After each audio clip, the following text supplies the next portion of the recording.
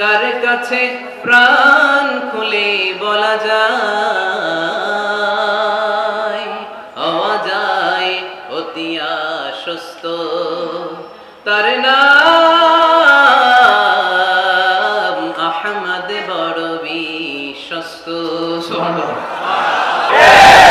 যেখানে নবীর বিরোধিতা সেখানে নবীর পক্ষে আয়াত নাজিল করে কে?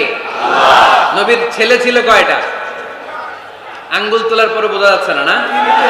আমার নবীর ছেলে সন্তান ছিল কয়জন? ছোটবেলাতেই এদেরকে উঠায় নিল কে? বেঁচে থাকে নাই, ছোট্টবেলাতে ইন্তেকাল। যখন ছেলে সন্তান 3 জন মারা গেল, কাফেররা দোয়া তুললো, নবীর বংশ নির্বংশ হয়ে যায়।